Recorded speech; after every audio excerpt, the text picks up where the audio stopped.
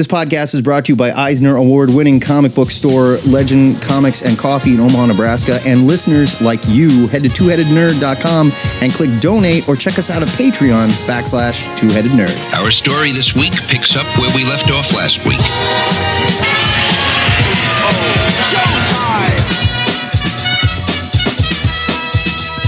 Broadcasting from the ZIGGURAT at Omaha in caverns deep below the metro area, it is our pleasure to welcome you to episode 715 of the Two-Headed Nerd Comic Book Podcast.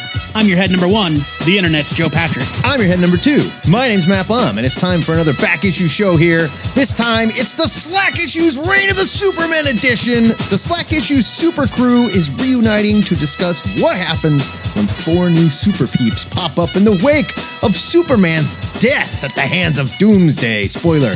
And that was it. That was the last we saw of Superman. True story. After that, we'll set you up with our must-read picks for next week's new comics, but now, get ready to wonder why anyone would confuse these new Supermans with Big Blue himself. It's Slack Issue time in the ZIGGURAT!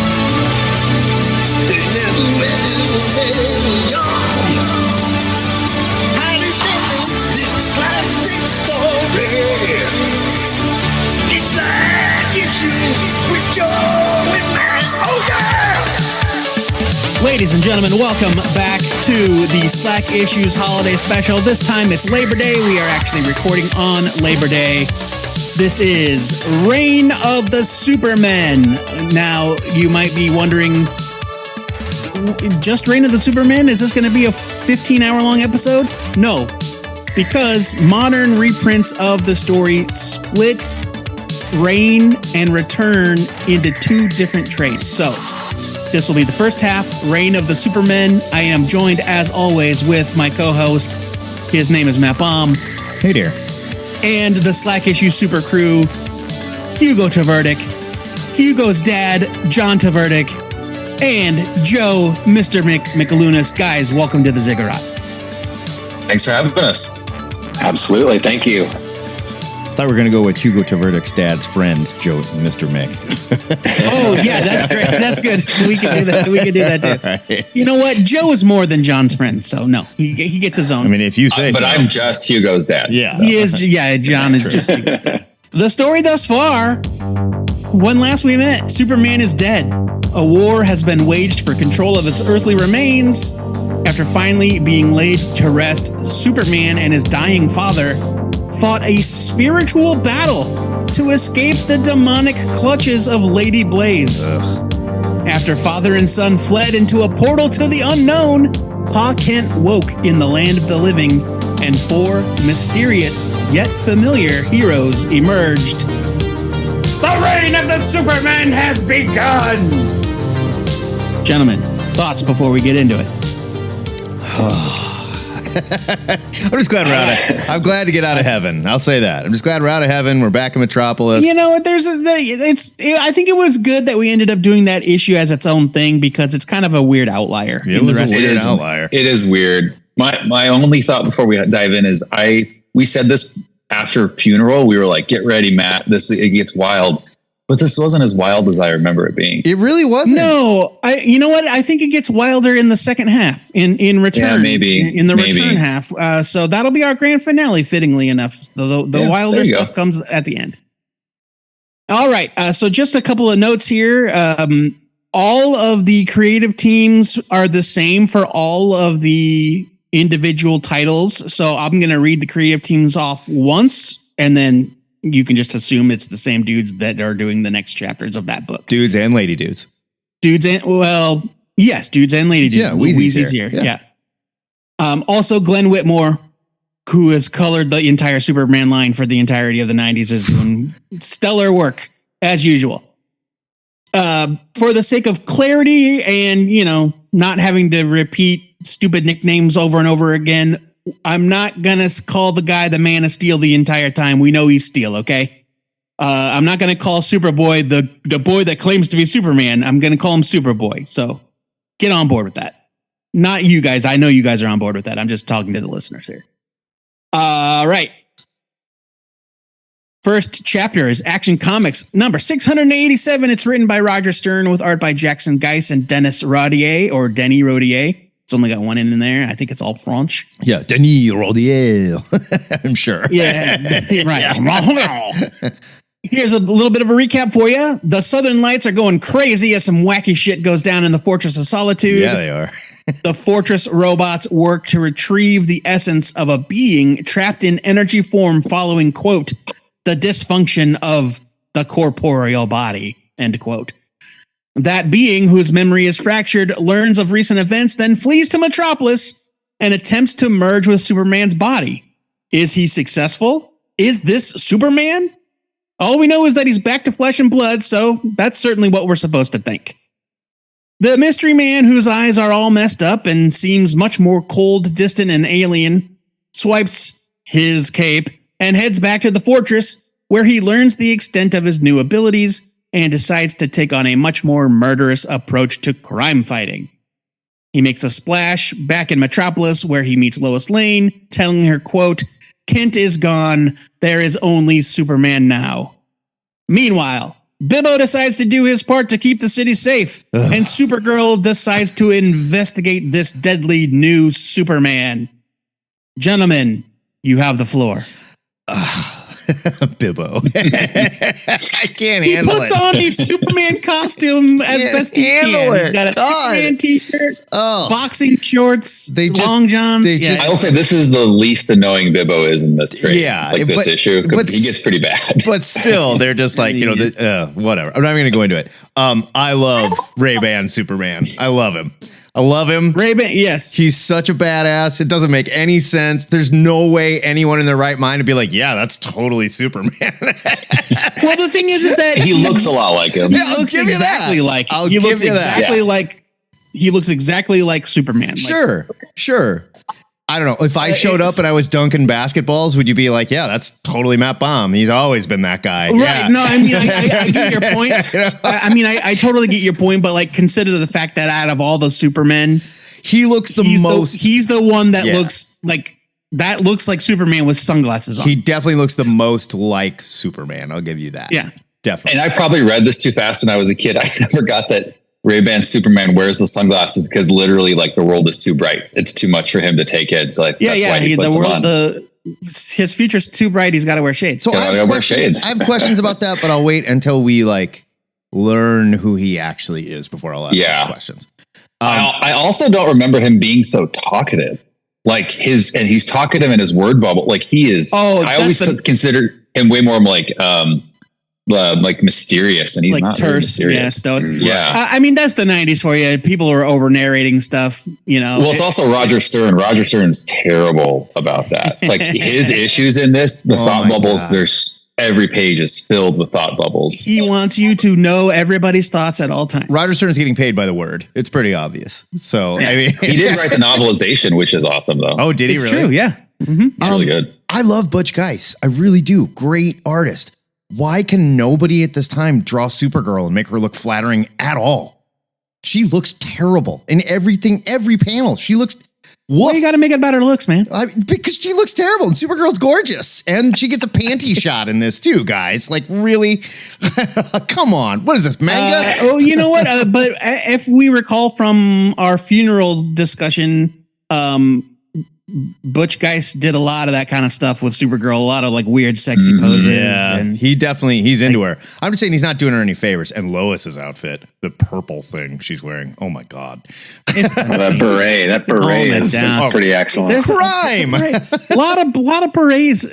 Roger Stern had Maggie Sawyer in a beret It's in bizarre. the Doomsday stuff. It's like all the dudes' fashion looks, okay, yeah, sure. I'll buy it. But the women are just like, I'm going to dress like a crazy woman today. And like, look, man, I'm not saying I've ever been the king of fashion, obviously not, but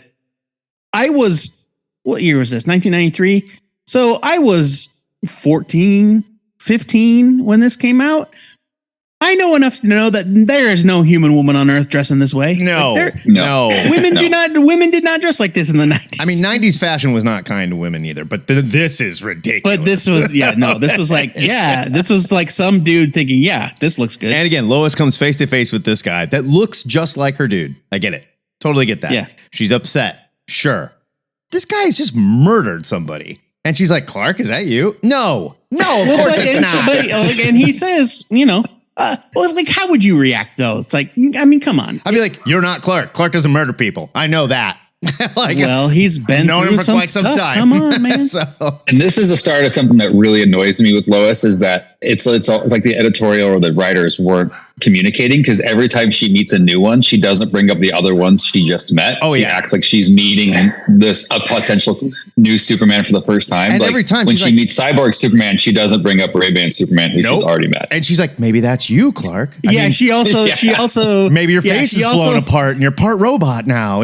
She also thinks that maybe there's a chance that this is the real guy brought back to life. She's and it's also like, really, the teenager, because he slicked his hair back. But we're gonna get into that. I actually mentioned that in my the world's best investigative reporter. By the way, it's not like she's just like a third grade teacher or something. No, it's been a matter of weeks. She's distraught in mourning. Things are going on. She's won a Pulitzer. I think we can maybe give her a little bit of grace here, but. Somebody said at the top, though, the colors in this issue are fantastic. They are. And that first page, the Born Lights. Again with the gradient, it looks like a Chillwave record that would come out now. It totally does. Yeah. Like a Neon Indian record. It's so awesome. And I read somewhere, and I was trying to find it before we started, but I think it was mycomicshop.com said that all Superman titles at the time started to use a new upgraded color process that increased the color palette. But it's really clear here. That seems about right. It's a great looking issue. I think the only time it falls down is when they're drawing Supergirl for some reason. It's like, I think he went out of his way to make her too sexy and failed. And it's just like, awkward, weird, Well, I'm sorry she's not just sexy enough for you, Goldilocks. Look, I'll take her macho if that's what you want to do, but that's not what you're doing here, okay? I also really love how how Ray-Ban Superman looks before he goes back to being flesh and blood. That that pink pure energy being with like the kind of gradient inside of his body. I'm and gonna the need help crackle. with that later too. So remind me to ask about that later, because I have no clue what's going on here.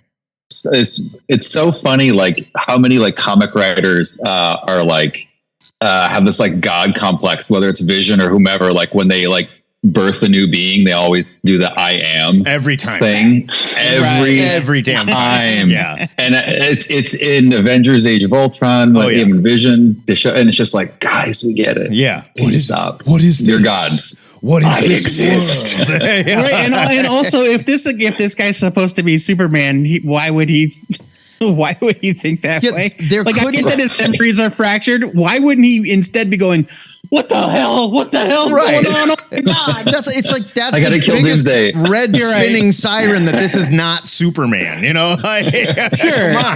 And like, look, we all knew without knowing at the time, but we didn't actually know anything. We didn't know what DC was going to do. We didn't think DC was ever going to kill Superman. So at this point, it's possible. They could have said, like, this guy that's vaporizing people with his new energy powers is the real super. Like, we didn't know. Fair. Even though, it would be very quickly. We did, but we didn't. Right. And Reign of the Superman, though there are a lot of chapters, it actually goes by in real time much faster than you may remember. I feel like I read this in an hour, by the way. It's only like three chapters of it's only like 3 or 4 chapters of each book, and then a couple of epilogues, and that's the end, and that's it. All right, let's jump to the next one. Next up, we have Superman, the Man of Steel, number 22. It's written by Louise Simonson with art by John Bogdanov and Dennis Janke. Here is your recap. A genius scientist in hiding, John Henry Irons, entertains the children in his neighborhood when gang violence erupts, killing several. R.I.P. Zoid. John Henry leaps into action to stop the assailants, seemingly performing superhuman feats of strength and agility. By the way, this has never mentioned again. John Henry is seriously wounded and the gunmen escape, but not before he recognizes the deadly weapons that they were using. As he recovers in the hospital, he tells his friends Keith and Myra the story of how Superman saved him from a high-rise construction accident and inspired him to make his life count for something.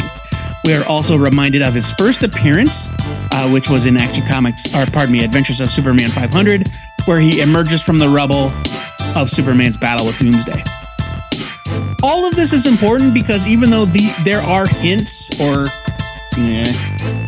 quote-unquote hints that John Henry may somehow be the embodiment of Superman, they aren't trying to hide the fact that he's his own man, not somebody pretending to be the real deal. John uses the forge that is, for some reason, in his basement apartment to create a suit of armor. I mean, maybe it's the boiler room. Who knows? They don't build them like they used to. There's a forge down there. He creates a suit of armor, and he becomes the Man of Steel. Just in time, because the gang is back for retaliation. Steel saves the people in his building, and his fortune teller neighbor floats the idea to a reporter that Steel may be inhabited by the soul of Superman. Sure. Stranger things have happened. Why not? Stranger things have happened.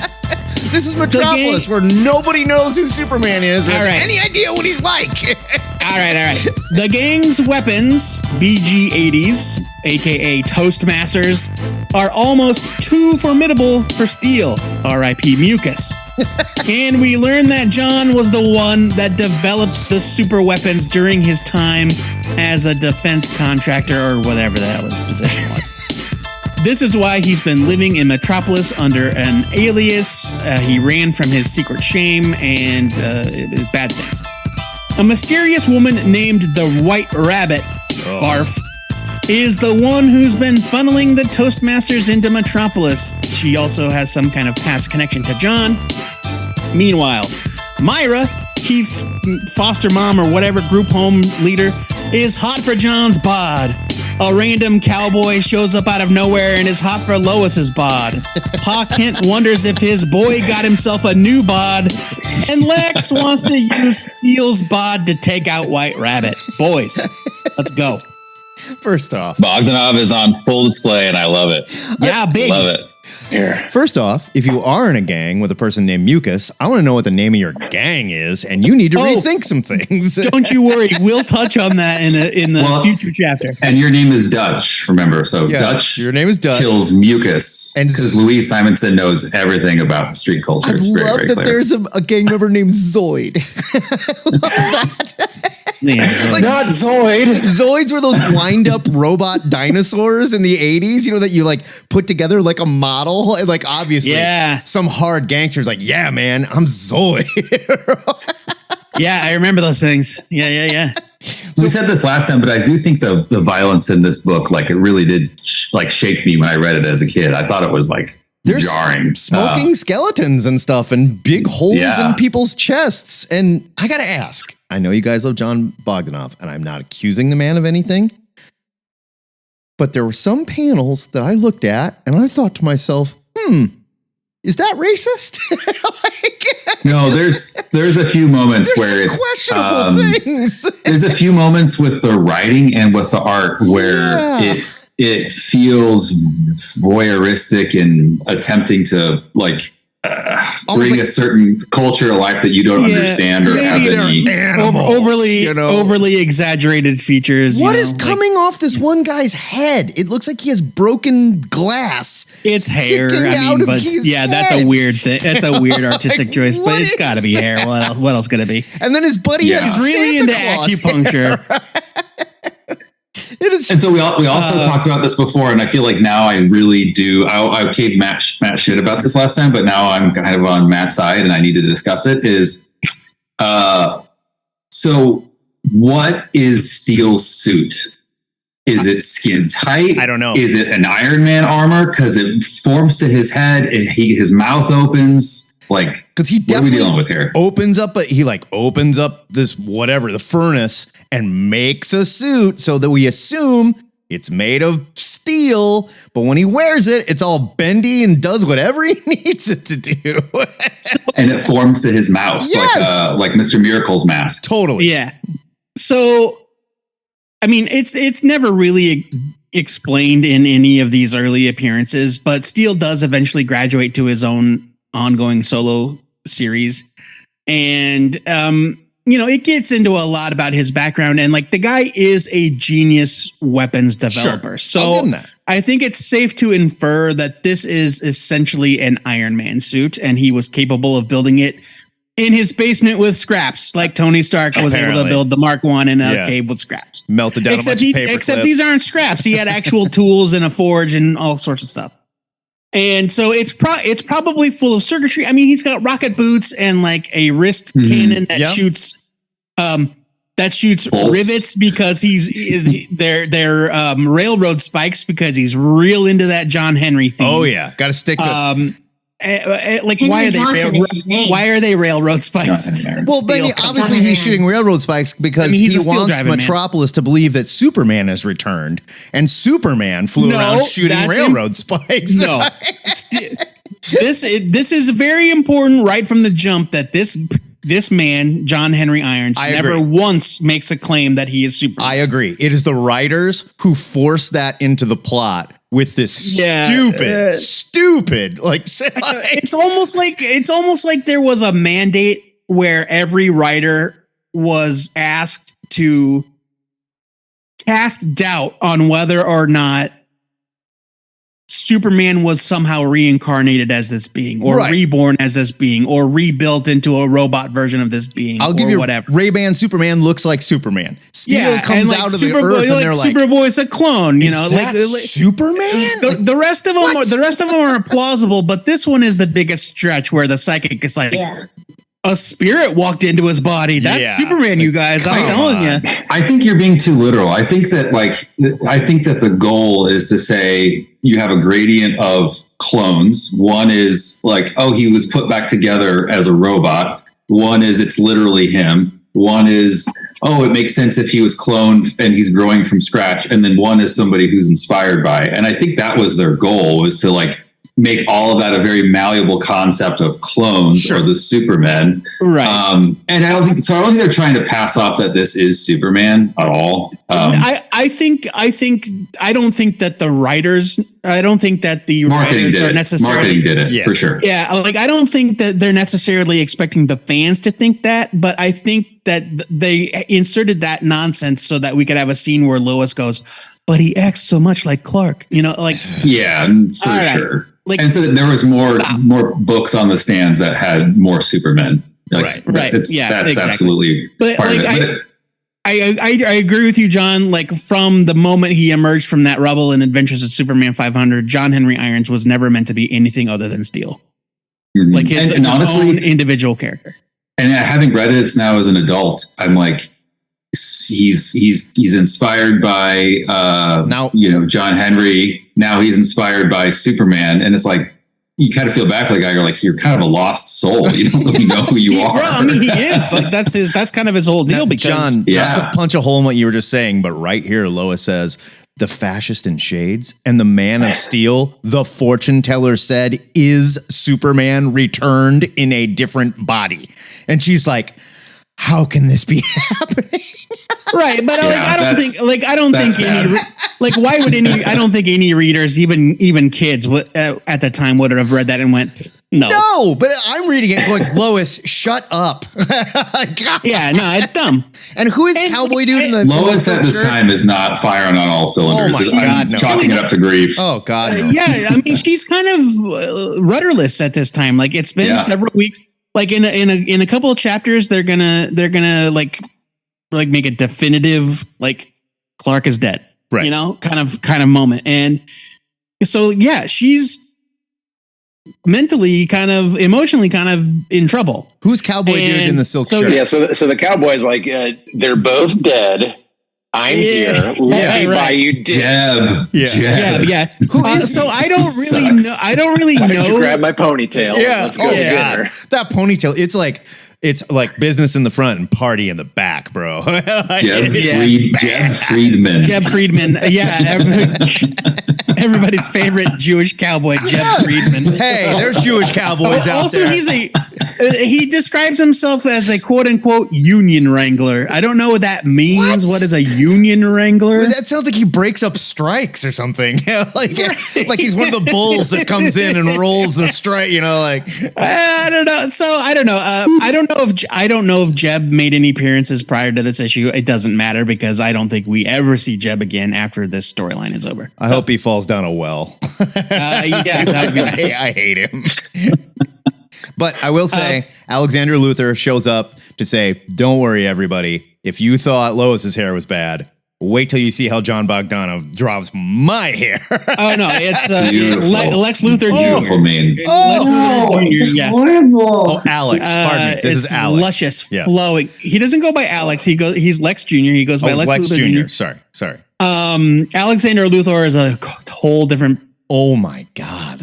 Whole different podcast. We're not going to do that. We're not touching that with a 10-foot pole. All right. Should we get to 78? Superman 78? Yeah, baby. This is a good one. I like this one a lot. I love this issue. All right. Moving on. Superman 78, written by Dan Jurgens with art by Jurgens and Brett Breeding. I would say of the 4 Superman titles, this is the closest one you would have to like a core title.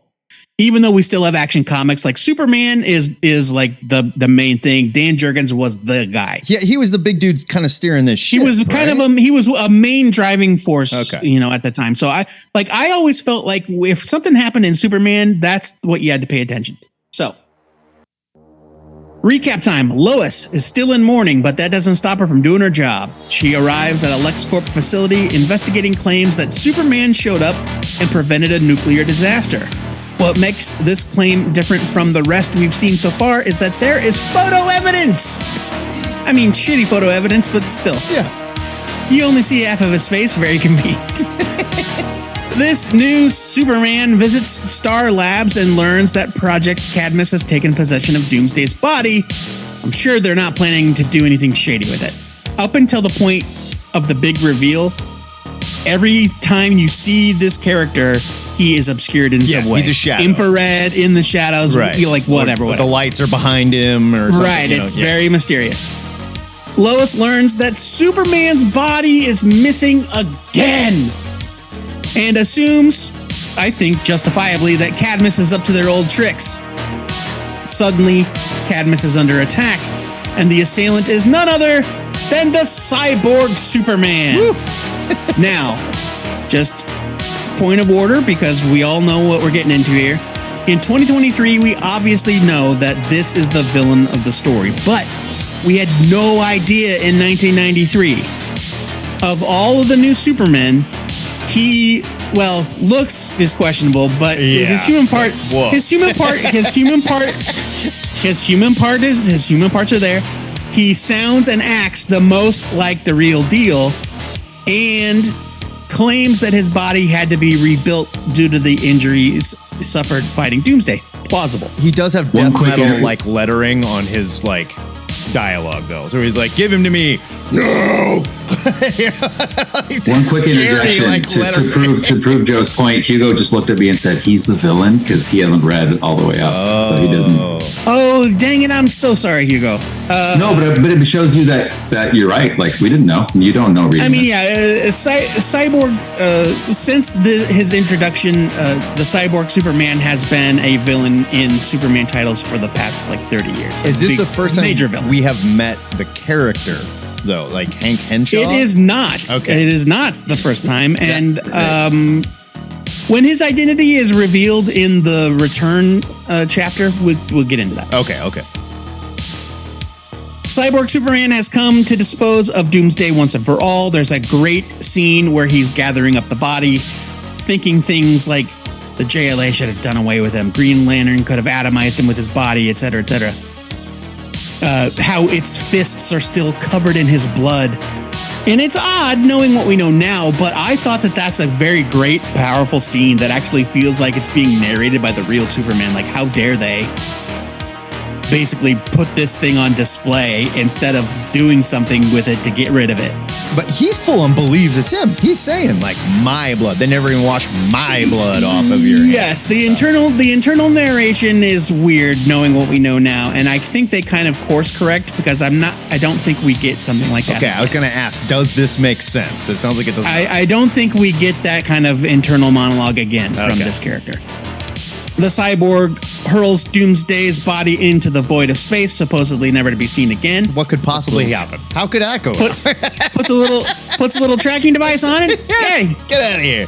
He returns to Earth and meets up with Lois, where he speaks to her. He says his memories are conveniently hazy, just like the Ray-Ban Supermans. But he knows things that only the real Superman should know, like he knows the name Kent, and he knows about a farm in Kansas. Plus, Professor Hamilton is able to confirm that his DNA is a match. He is the real deal, or so we are led to believe. I'm going to need to know why all this is happening later. I don't know if you can tell me now or later, but I'm going to need to know why. Okay, I can do that. Okay. Not now, but I can. Okay. There's an answer for that. Pin in that. All right. Meanwhile, we see Doomsday's floating prison and learn the horrifying truth. Doomsday is alive! That does not come up again during this whole thing.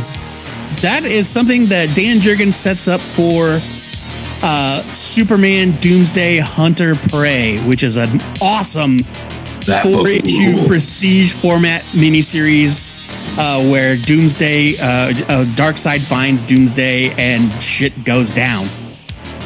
That's awesome. All right, guys, let's get into it. What do you got? Again, poor Lois shows up and looks at a robot and goes, Clark, is that you? Yeah, I mean, like, I'll And also, again, doesn't bring up Ray-Ban Superman. No, doesn't even mention. Like, at what point would you be like, all right, time out. There's four of you. There's two of you. Yeah. You know, I think it's kind of nebulous where these things are happening when these things are happening in relation to one another. Like, they came out according to the triangle numbering. I get that. You know? Yeah. But it doesn't necessarily, like, we don't necessarily, like, how long ago did Lois meet Ray-Ban Superman? Did it happen earlier that day? Still. You know, did it, like, I'm just saying, like, I think there's some she's not wearing the same dumb I outfit. think if they didn't do the triangle numbering, I could say that's fine, but they are saying this order. Or if they did, like, Lois bumps into one of them and goes, is that you? And then, like, I don't know, Lana Lang bumps into one of them. It's like, oh, is that you? Like, if 4 different people met them, right. It was like, is this Superman? Maybe, but Lois is there for all of them. And the death and funeral issues were sequential. They did pick things up. So, like, that's fair. I think we're on the same, the logic should hold here. It definitely felt like it was moving the time, like right after what happened in that last issue. I think at the very least, it would be fair for you to assume that these things happen in rapid succession, even if they happen one after the other. Yeah. Like, I don't like, I would be comfortable saying that even though a week passed in real time, that Lois met up with Ray-Ban Superman, you know, it didn't happen a week before she met Steel, which didn't happen a week before she met. No, the cyborg, I think it happened Monday, and then Tuesday she met this guy. Yeah, and or Wednesday, even like Monday morning, Monday afternoon, maybe Tuesday. Yeah. You're right, that kind of thing. Although she did change and put on football pads under her, like her shoulder pads, or so. That scene when we first see her stand and she gets out of the car is like, damn, linebacker Lois showed up. I mean, I don't know. Again, so I don't know anything about fashion, but. Were shoulder pads even still a popular thing in ladies' fashion in the 1990s? Probably, but not like early 90s. Yes. Yeah, not like but this. It's with a trench coat. Yes, it's under. It's clear. It's either her trench coat has the pads, or the crazy, or whatever dress she's wearing under the trench coat is like seriously beefy. And again, everybody is Cyborg Superman. I mean, he's acting more like Superman than I would say Ray-Ban Superman is. He sounds like Superman. He acts like Superman. Right. He knows things Superman should know. And yes, robot parts. But if you look at him, he looks like Superman. He carries himself like Superman. I also feel like his mouth has to be a speaker because he doesn't have any lips. He just has teeth. So he should be talking like this. I mean, I do think I think it's a nice touch that they did not, if they had done something like give him a word balloon that looked like, something you would see coming out of the Vision. Right. Sure. Or Ultron. Or even, or that would be, yeah. That would, even in the back of your mind, that would be like, well, yeah. But he's got a normal ass word balloon, so he sounds just like Superman, I guess. But yes, I agree with you. It's probably some sort of internalized speaker thing. Yeah. I love this issue. I think it's legitimately excellent. I love it. Even has, it further cements Guardian as a Cadmus cuck, and it's just hilarious. He totally is. He's definitely a bootlegger. Like, Superman, that's you, is it? Like, slow down, dude. Somebody ask some questions here, please. No, he is a total Cadmus bootlegger. Like, I think he's just, the Sky Sentinels look rad. I love their design. They're cool. Like, those guys showed up to fight Doomsday. I love the design of Cyborg Superman, though. I think Cyborg Superman looks kick ass. I love it. No, it totally holds up. Yeah. It's a classic design. Yeah. I thought that the Doomsday wrapped up in a bunch of cables, but none of them were connected to his body in any sort of medical way. It was really weird. That was my only real weird art note. Right. You look at it, it doesn't really make sense. It's like he's stringed around him. It's like he's laying in a hammock that got away from him. Sort of. Yeah, exactly. Or one of those playground or obstacle course rope ladder things. Sure. Yeah, right. Oh no! Like he slipped and fell. It's like, they're not. He's not plugged into any of this shit. They've just tangled him up. Like, oh no, we're not. Which is perfect to tie him to a rock in space, maybe. The Sky Sentinels look like Kite Man. Totally. They do look like they do kind of look like that. Yeah. You know what? Even the Cadmus logo, if you look at it in a certain way, kind of looks like the Kite Man logo. And if I'm working for Cadmus and they're like, you want to be a Sky Sentinel? I'd be like, I don't know. It doesn't look like we get to wear a whole lot of padding or anything. Like, what happens if we fall out of the sky? You die. I mean, if you're flying around on a jetpack, you can't be bulked up. No way OSHA is going to allow this, is what I'm saying. So. Oh, no. Cadmus is not OSHA compliant. They're not. They're a shady government agency. They do not require OSHA compliant. Okay, let's get to the character that I least believe that anyone could possibly think is Superman. Yes, and I will comment on that in the recap. It is Adventures of Superman number 501. It is written by Carl Kessel with art by Tom Grummett and Doug Hazelwood. SuperCrew favorites, Tom Grummett and Doug Hazelwood. Here's your recap. The horniest of the Rain books begins with a group of punks in a stolen taxi terrorizing the Superman Memorial. Suddenly, the hooligans are stopped by a teenager in a leather jacket with very Superman-adjacent abilities. He steals one of the goons' shades, casually commits sexual assault, and flies away, leaving nothing but questions. The boy claiming to be Superman shows up at the Daily Planet, hoping to tell his story and get some publicity. He claims to be a clone of the original Superman and convinces a hungry young reporter named Tana Moon to tell his story on national television. Sleazy GBS president Morgan Edge wants to make headlines by exploiting Superboy. We're just kind of calling him Superboy from now on for the sake of clarity. Fair enough. Superboy does not seem to have a problem with this exploitation, by the way. He's into it. Oh, he loves it. Superboy heads into Suicide Slum to bust a nobody crime lord named Steelhand. If you haven't heard of him, don't worry about it. This is where we learn that there's something different about Superboy's powers, and that while he's still quote-unquote bulletproof, he's not so good with more intangible things like fire, heat, energy, that sort of thing.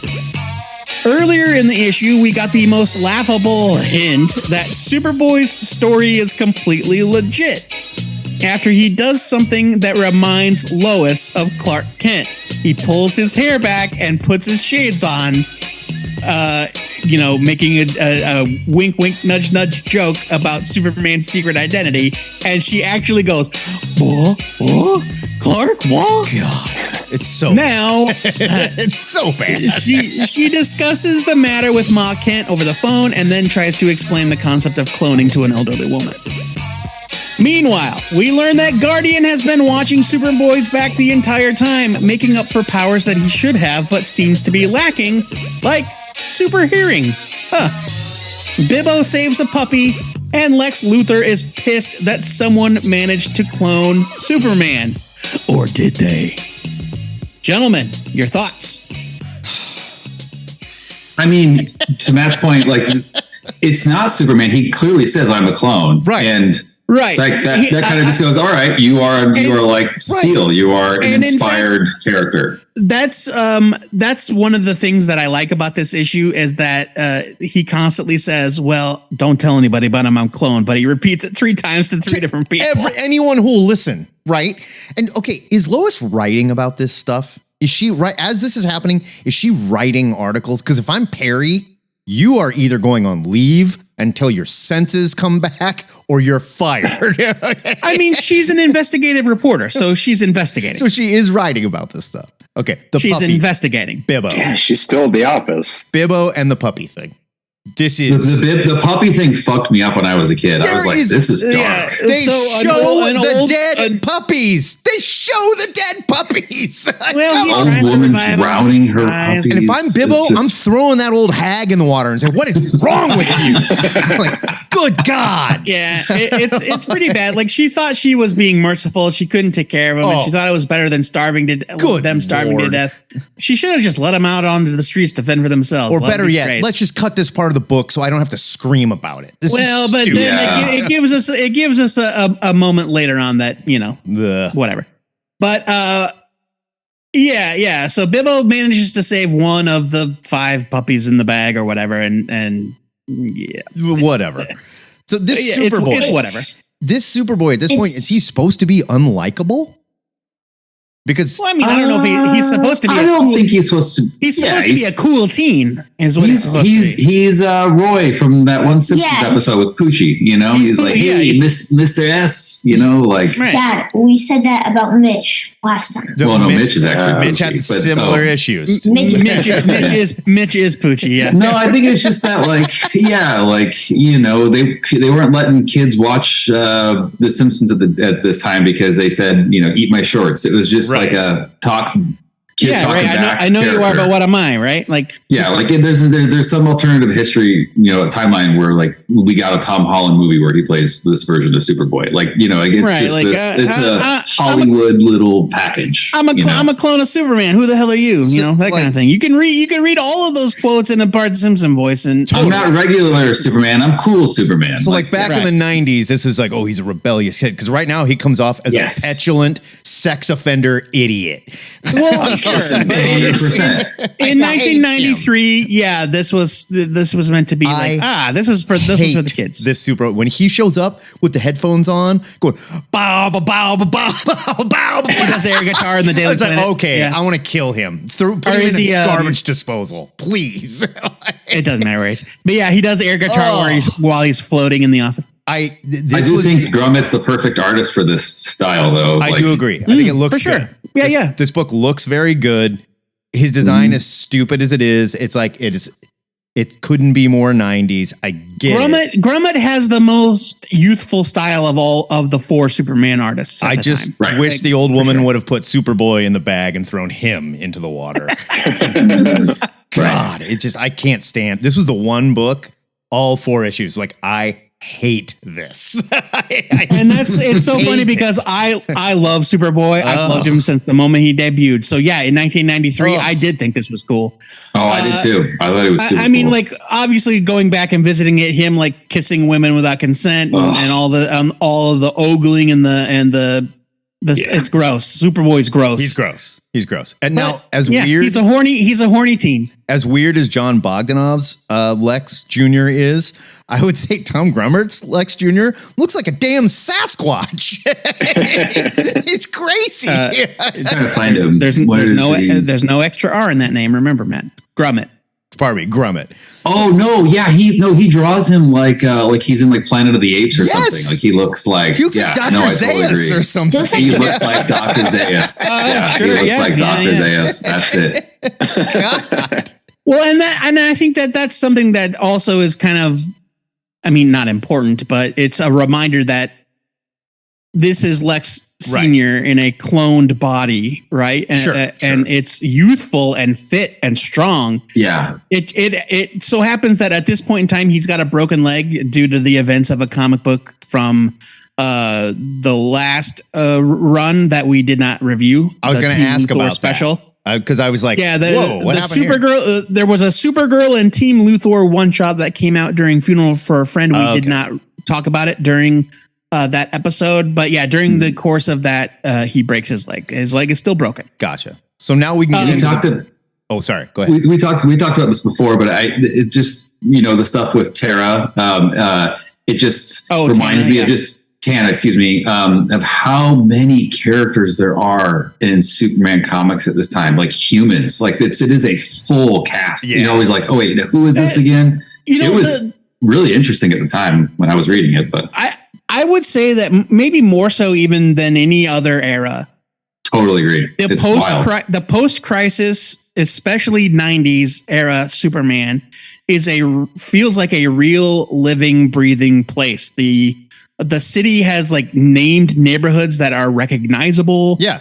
It's got landmarks. It's got a lot of people, a lot of characters that actually have stories that end up mattering on some level somewhere at some point to somebody. Yeah, it's like neighborhood people as well. It's not just like this guy lives in Suicide Slum and this guy lives. This was before the Bat books tried to do this, and I mean they did it with success as well after, but this was first for sure. Yeah, 100%. And I really love this. I love this era of Metropolis. Say what you will about the stories, but I totally agree. I love how much care and attention to detail they paid in keeping all this stuff straight and interweaving all of these characters. That's the stuff where this is a huge success. And there's a lot of cheesy stuff that happens, a lot of stuff I don't buy, a lot of very forced plot, but they really fleshed out this world. And these guys worked hard to make this. Yeah. They it's amazing with how many titles there are that they were all able to pinpoint a lot of the locations and the people and just really, all together able to do that. Right. So Tana Moon is a character that we meet in this issue, and she ends up being a Superboy supporting character for years and years and years. Just and she allowing the workplace harassment. Not only that, but she is the first in a long line of characters that are at the very least 18 that enter a romantic relationship with Superboy, who is a child. How old is he? Let's physically a child, How but old is literally a baby. I'm going to say 15. 16 15. At the I would oldest? say he's 15 max is what I would 15. Say. Gross. Yeah, and like the number of adult women that are of legal age. Like Tana Moon is a reporter on television. Right. And the jogging woman that he kisses, like the number of adult women over the course of Superboy's early career that are like romantically or physically lusting after him is 15-year-old absurd. It's icky. Hugo has something. She is 15. He is 15 because Lois says. So I started thinking, what was Clark like at 15? Oh my God! There it is. Important note from Hugo. Yes, nice. There it is.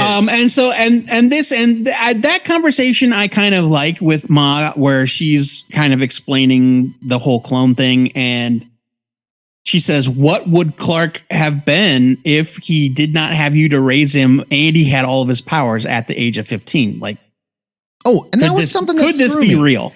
That was something that threw me. So at this point in time, this Superman didn't have powers when he was 15, so he was not like Golden Age Superboy and stuff like that. No. Okay. In post-crisis continuity, Superman's powers developed much more slowly. So, like at a very very young age, like toddler age, he was he was indestructible. Basically, a tractor ran him over, right, and he was fine. There's a scene that's repeated often in the Byrne era. where like he accidentally gets hit by a tractor when he's playing in the field and he's not a scratch on him. But that's all he had going for him. He would get stronger over time. Okay. Like he would suddenly like, Ma can't find her ring. Oh, it's behind the TV. It fell behind the curio cabinet or whatever. So he's developing these powers slowly over time. He didn't just have them all like Superboy did. He wasn't Silver Age, Superboy, me or Super Baby, me break. No, nothing like that. And then in Man of Steel, the John Byrne Man of Steel that introduced the post-crisis Superman, when he right around the time he turned 18, right before Ma and Pa revealed the secret of his origin, right? He discovers that he can fly. Gotcha. And so it's like, so Superboy has a lot of powers, and they are Superman-esque, like no doubt. I mean, but there are cracks in that, right? Like, why does the fire hurt him? Why that sort of thing. And he doesn't have like heat ray vision, right? He doesn't have vision powers. It's very clear that he also like doesn't have super hearing. There's a scene later on where a couple of Steel Hands goons, pull guns on him. He grabs the guns and the guns just explode. Mm-hmm. These are all clues. Joe, what was that? Steel Hands goons, the woman in like the black lingerie that speaks just like Bibbo. God. Like the Bibbo language, right? Like if you live in inner city metropolis, your accent is brain damage, basically. Oh, the woman on the street with the machine gun. Yeah. It's just Superman, huh? Use back. Yeah, it's like everybody came up from like way under sea too fast, in this neighborhood. Like, all got the bends. He's Sorry, fishnets and a bikini top. It's like, hey, we get it. Metropolis is on the East Coast. Sure. It's New York-esque, right? And so it's like the most stereotypical Italian, like New York accent. I guess. I don't know if I'd even call it something like that. Use guys kind of nonsense that like, no, it's crazy. All right. It's time to this issue is also, sorry, one last thing. This issue is also the first time, because I assume because it's Carl Kessel and Tom Grummett in Adventures of Superman, that we've seen Jonathan again. When they show him in the bed when sitting right, he's still in the hospital. He's still in the hospital. But it's our first time.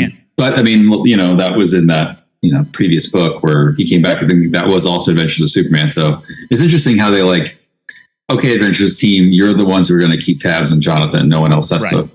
Right. And it's interesting. And I think another key indicator that this stuff's happening real quick. Yes. Jonathan wakes up from his heart attack. He's still in the hospital recovering. And now we've got 4 Supermen all of a sudden. And so like it ends on this scene where Lex is questioning his like scientific toady, Happerson. You told us you couldn't clone Superman. What the hell's going on here? And Happerson says, well, yes and no. Listen, I'll tell you everything. And so that's a big clue that we're going to get into. But not until the very end of the Return of Superman. First, we got to take a break from this whole storyline to get in the best part of this trade paperback, the Bloodlines Annual. No, we don't. We are skipping it. Skipping. That thing's like 76 pages long. It's so long. Like I'm scrolling. It's just oh my God. Garbage, dude. It's bad. Don't read it. It's bad. Oh God. All right. Next up is Action Comics number 688. Same creative team. Here's your recap. Guy Gardner is mad as hell that there's 4 Supermen running around. He already didn't like the guy when there was just one of him. But he's got to give respect where it's due. He decides he's not going to let any fakes ruin Superman's good name on his watch. Ray-Ban Superman learns that not all criminals deserve to die. Some just deserve to be maimed for life. Ray-Ban learns of the existence of the other Superman and is not pleased. We learn that he needs to periodically recharge his batteries from something called the Regeneration Matrix. This is important. Ray-Ban and Guy fight, then they team up according to superhero tradition. Guy sees Ray-Ban's brutality up close and loves it. What a psycho. The guy is psycho. Guy Gardner is just he's like, well, it's about time Superman turned into a badass. I love him so much. Like he's my instant boy. Snyder, bro. He was like, Killzone, but He guys, is a Snyder, bro. he totally is, right? Ironically, though, Guy's endorsement leads our Superman stand-in to question whether the violent path is the right one. Yeah. Meanwhile, Lois's investigation continues. Maggie Sawyer is given a long overdue promotion to inspector in a scene I really, really like and respect the team for putting up. And we learn that Ray-Ban likes to wear Kryptonian casual wear during his off hours. Sure. This is a clue. Gentlemen, have at it. I do like that Guy Gardner is the only skeptic we have bumped into yet. He's the first one. Guy Gardner. Lois slept in bed with Superman and isn't sure, what's going on. And Guy Gardner takes one look and goes, no.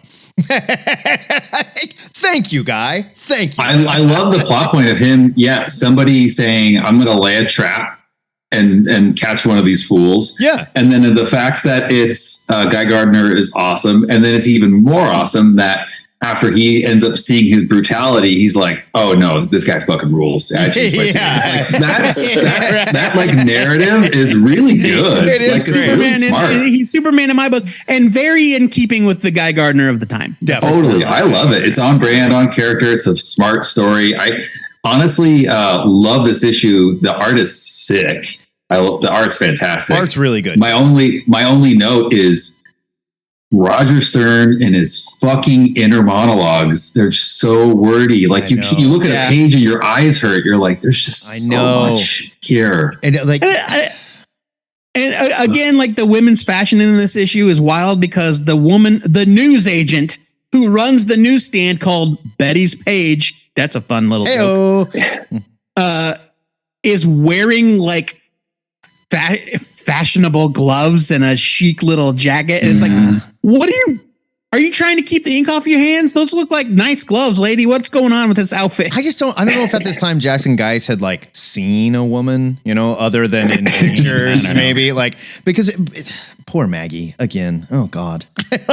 She's got Maggie has an interesting moment though, where she's like, "Is this about my sexual orientation to the commissioner?" I thought that was cool. Right. I love this whole scene. I love that whole scene where way ahead of its time. Henderson, former Inspector Henderson, who has now been named police commissioner, now uses the power that he didn't have before to give Maggie a long overdue promotion. Sure. She was running the special crimes unit, which is a special division of the Metropolis PD. And she was just a captain. And so she was technically bossing around people that outranked her. Right. And Henderson was like, nah, we're not doing that anymore. It's you're already doing the job. It's yours. Right. And he gives her props and respect. And he's like, I don't care about your sexual orientation. I don't care about any of it. All I care about is chain of command, and you deserve this position. And I thought that whole scene was great. It was great. Her haircut is tragic. I just think there's a better way to illustrate who Maggie is as a lesbian without putting her in cargo pants, a sweatshirt, and suspenders. The suspenders over the sweatshirt. What is wrong with you? and there's something going on there.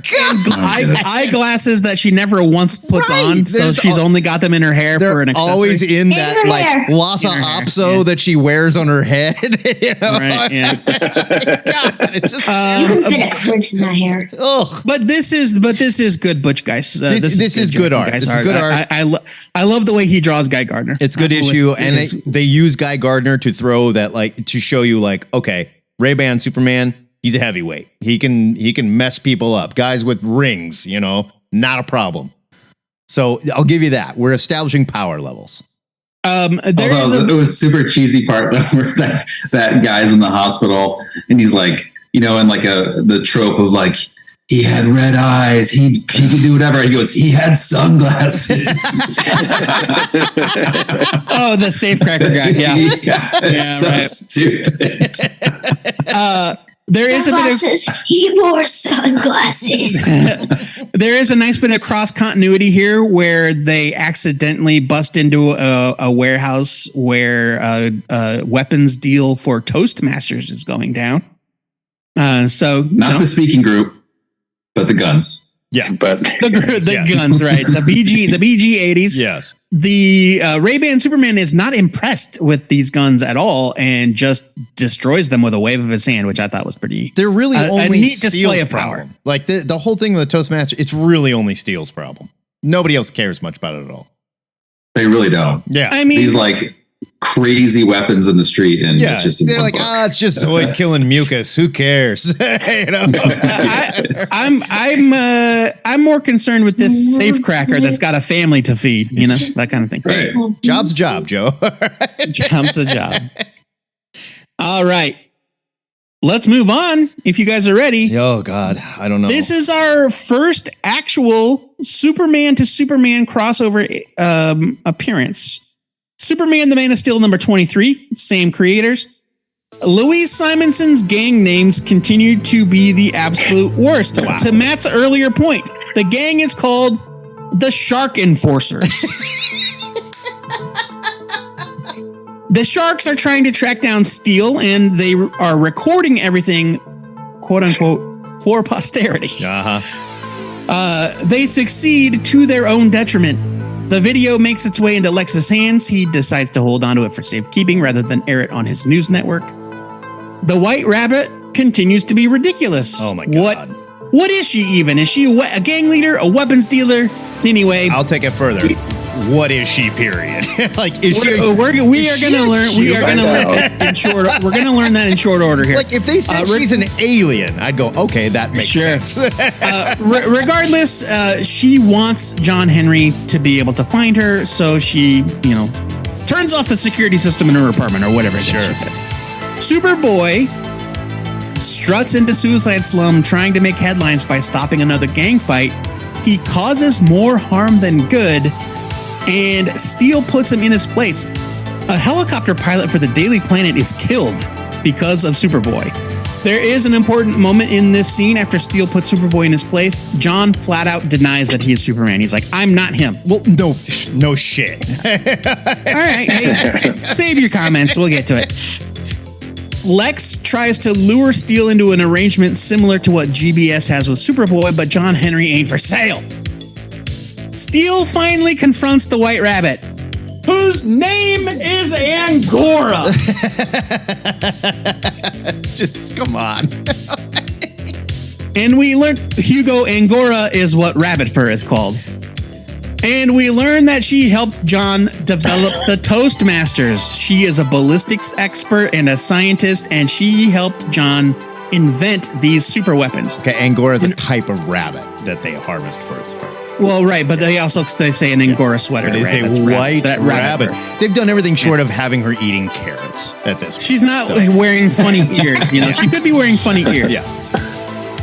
An earlier version of the weapon made its way into enemy hands, costing countless innocent lives. But while John was horrified and refused to help create a more advanced model, Angora betrayed him and stole plans for the BG-80 prototypes.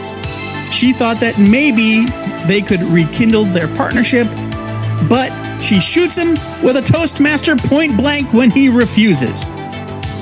Superboy comes to Steel's rescue, and we are given another clue that his invulnerability isn't all it's cracked up to be. The armor's too hot. Hot. Can't hold on to it. Meanwhile, Lois's cowboy friend is still trying to get into her pants. Bear in mind that it has only been a matter of weeks since Superman died, and at this point, Clark Kent is only presumed dead.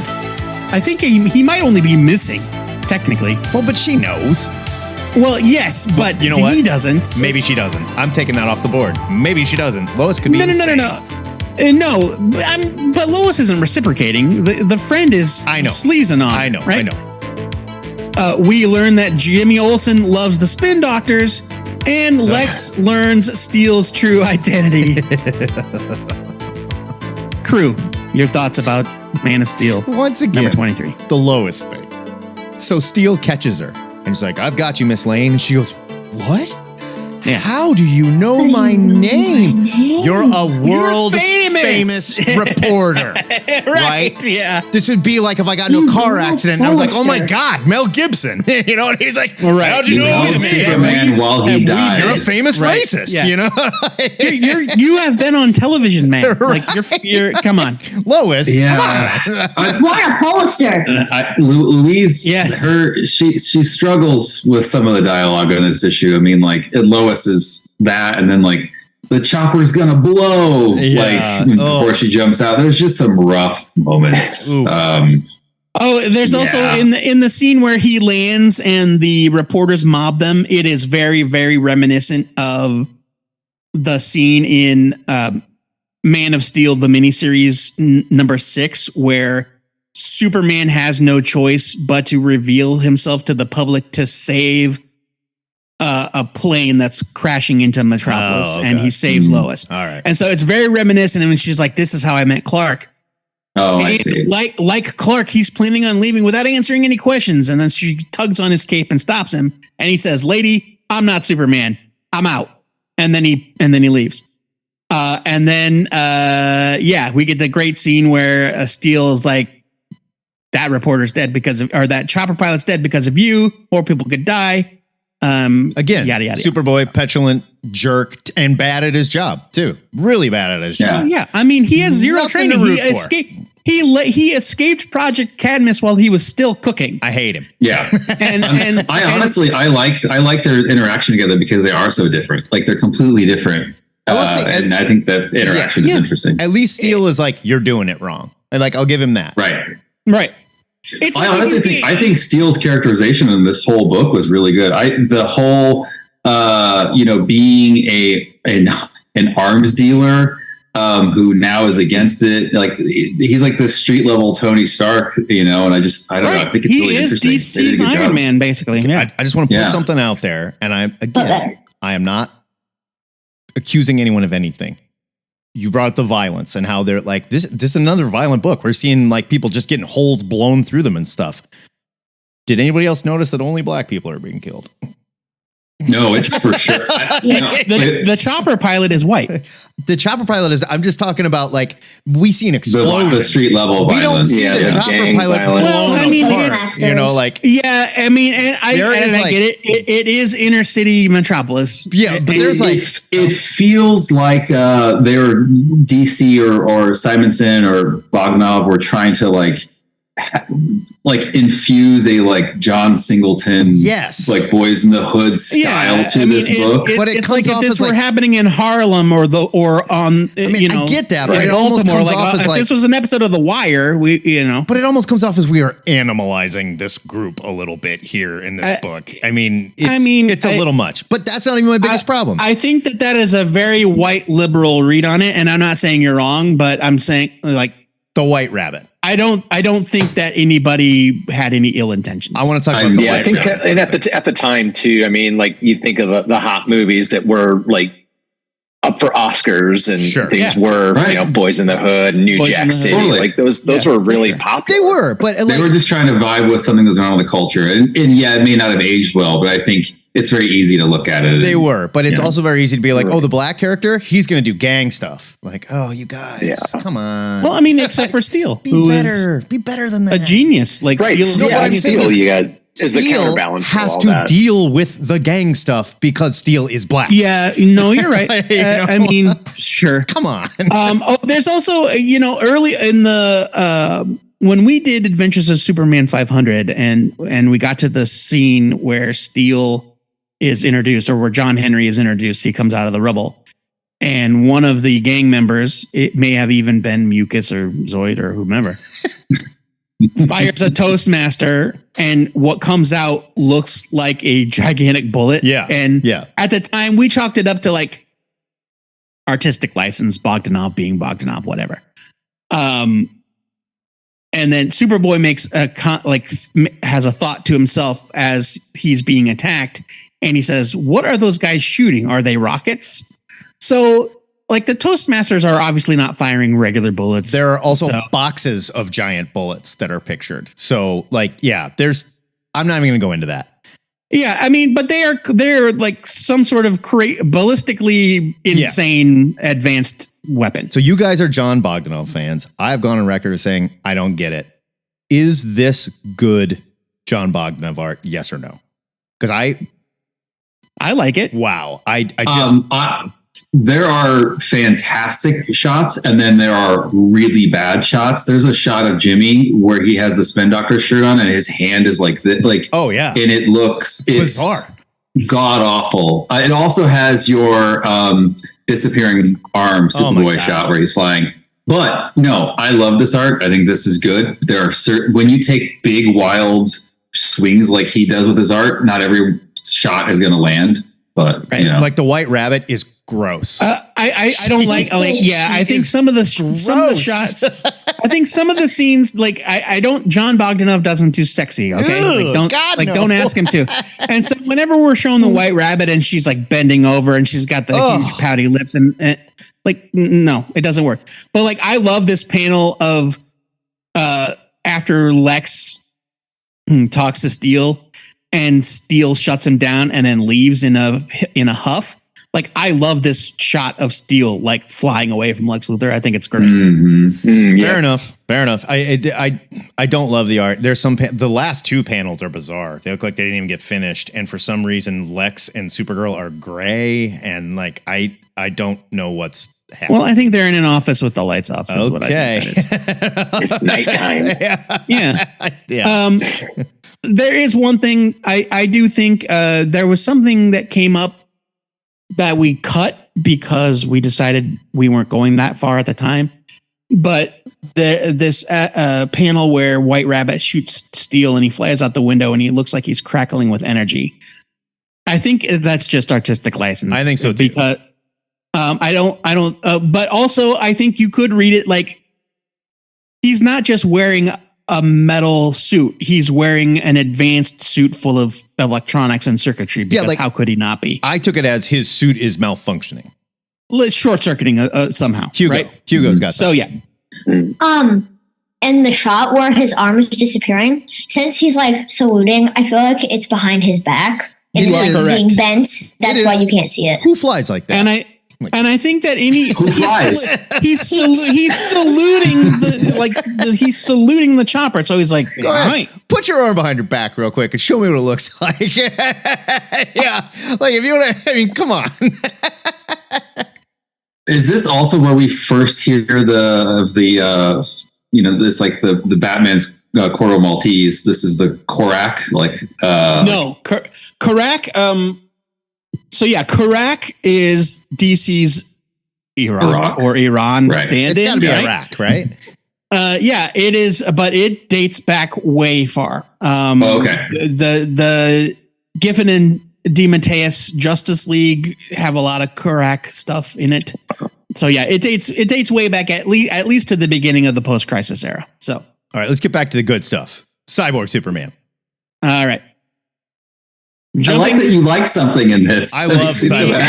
I love the Cyborg Superman. I found Cyborg Superman irresistible. I love him. All right. This issue I think is very good, though it's got a couple of silly moments. Superman number 79. Here's your recap. Daily Planet staff writer Ron Troop works on a story about his quest to fill Clark Kent's shoes as an investigative reporter. Perry White challenges him to find a story so big that it can't be denied, which is exactly what Clark did all those years ago when he brought Perry the exclusive about Superman. Clark Kent is a cheater. Because he's Superman. Yeah, he's a complete cheater. Yeah. Right. He's Peter Parker. Taking pictures of himself, basically. Right, yes, exactly. This opening is full of affection and respect for Clark's human accomplishments, and Ron is almost honoring him in a way by asking for his job. We also learn that Clark's friends and family have finally decided to pack up and empty his old apartment. Clark Kent is now declared, at this point, he has been declared dead. Ron follows the Justice League's civilian liaison, Maxwell Lord, to the White House to interview him about the 4 new Supermen. Suddenly, Karaki terrorists storm the gates in an attempt to overthrow the president, but the cyborg Superman to the rescue. He's a hero, goddamn. Yeah. The cyborg stops the terrorists, but the White House's laser defense systems, it's comics, everybody, react. They explain where they came from. Don't worry about it. All right. They react to them as a threat. While the Secret Service tries and fails to shut down the system, Ron's quick thinking gives the computer the DNA confirmation it needs to read Superman as a friendly, and it shuts down. Real quick, before you move on, is that a clue? When the White House sees him as a threat, was that a clue that this is a bad guy? I don't think so. I think it sees him as a threat because it doesn't look like Superman. Okay, I was just reading too far into it. And it can't read his DNA from just a camera, right? It sees a half robot man flying into the perimeter of the White House, and it's like, just enemy combatant. Like, well, anyone in their right mind who looked at that would be like, that's not Superman. That's a bad exactly. guy. But like Ron grabs the thing that the DNA scanner thing, runs it out to him, and the computer's like, oh, this is Superman, and then shuts it down. Of course he does. Yeah. Superman. But we already know, thanks to Professor Hamilton, that the DNA matches, which we will discuss at a future date. In the interest of shutting down the source of the terrorists, or so he claims, Cyborg Superman interfaces with the White House's computers, which allows him access to nearly every database in the world. Great idea! What could possibly go wrong? Bill Clinton's just like, hey, go for it, robot man, who I think may or may not be Superman. Bill Clinton at this point, not even in the room. We are then shown a collage of images that are like flooding into the cyborg Superman's brain that he's accessing.